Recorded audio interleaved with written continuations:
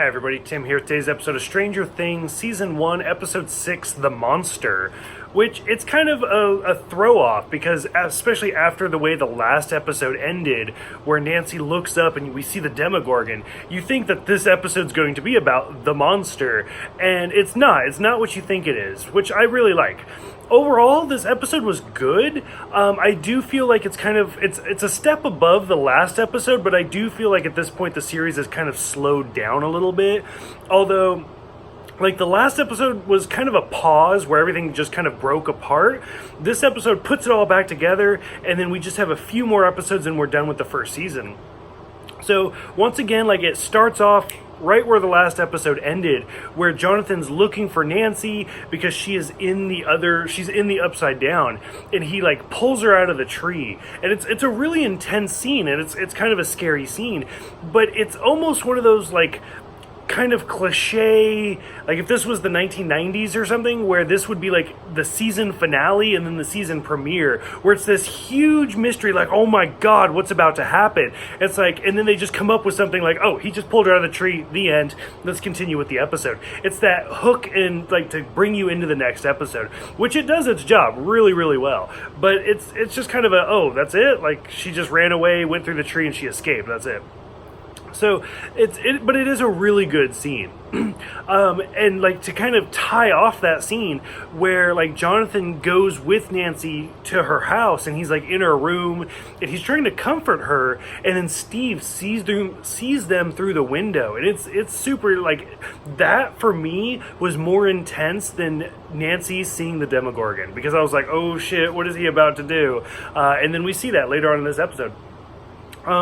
I like where Hopper is talking to Joyce and he realizes he's talking about Benny, who once again, like, everybody's like, justice for Barb. I'm like, no, like, justice for Benny. Benny was such a good character.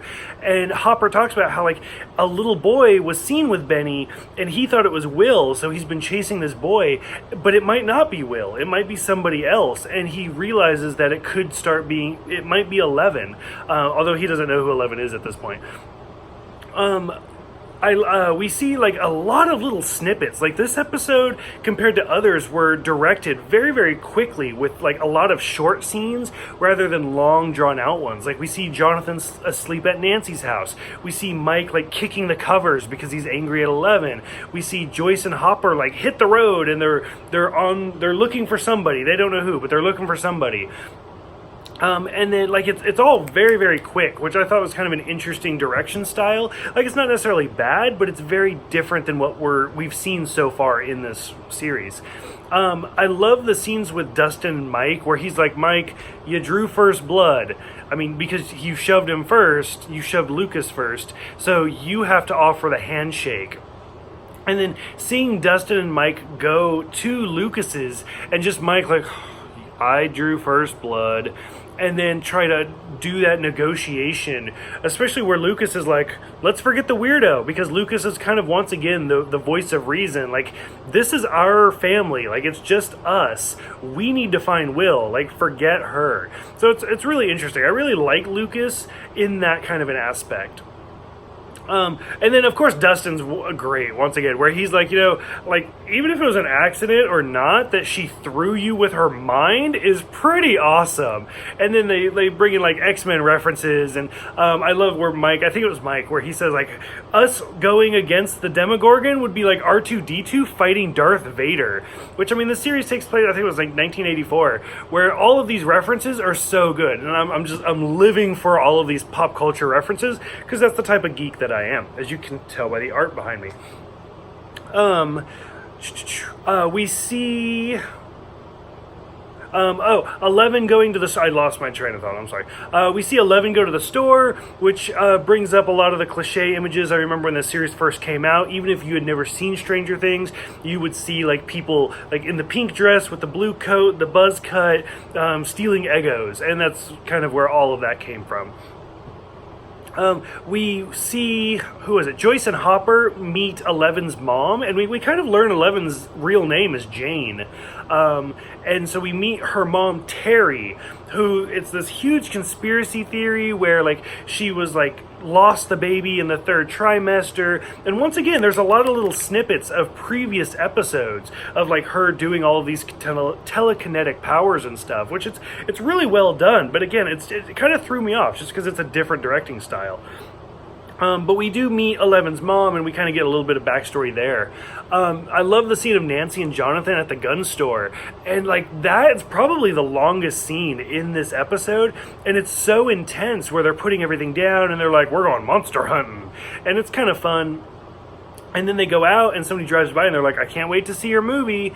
And seeing Nancy run to the movie theater, and it's like Nancy the slut. And then her confronting Steve about it, which I don't know, like I've said kind of from the beginning, like these three characters I don't really like out of all three of these, I think at this point I actually like Jonathan the most, even though he had the creepy like photographic scene. Like Steve is just such an unlikable dick at this point, and Nancy's not really that much better, at least at this point. Like I get that between her and Steve there's some miscommunication and she wasn't cheating on him or there was nothing like that, but still like I just don't like her at this point.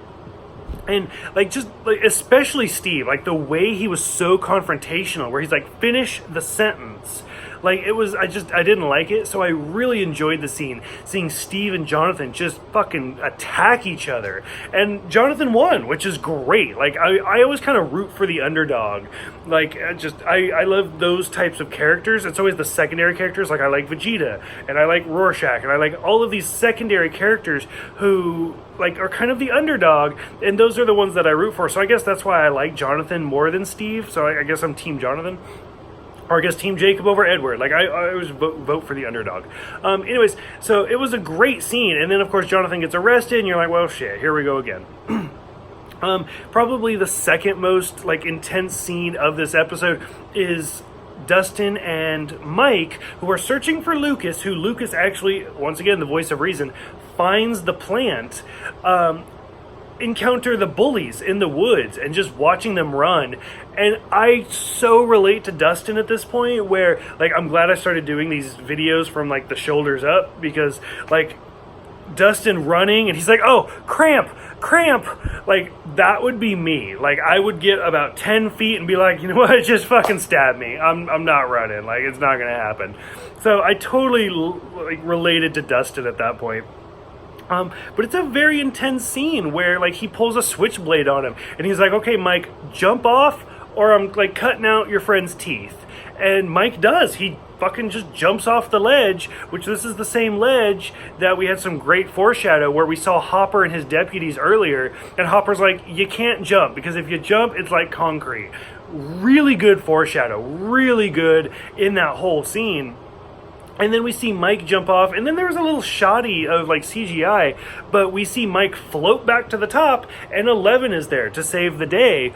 And here comes the classic line, she's our friend and she's crazy, which once again, even if you've never seen Stranger Things, I'm sure you've heard that line before because it's so popular. And once again, we kind of start learning more about 11, where it turns out that we've seen lots of flashbacks of her going in the dunk tank. There's even pop figures of it.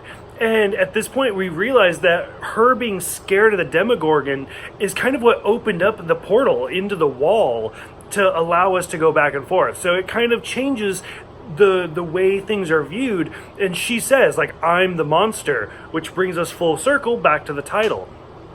So overall, this was a really good episode. I did really like this episode, but it was a little bit slower compared to like the first 3 or 4 episodes were so well done. And between 5 and 6, I feel like we've slowed down a little bit. So for those who have seen this one, what did you think about this kind of reconnection, seeing like Hopper and Joyce working together, seeing the boys come back together with 11? Just kind of let me know what you guys think about all of this coming together. Go ahead, let me know in the comments below. Thank you guys for everything, and I will see you guys next time for The Bathtub.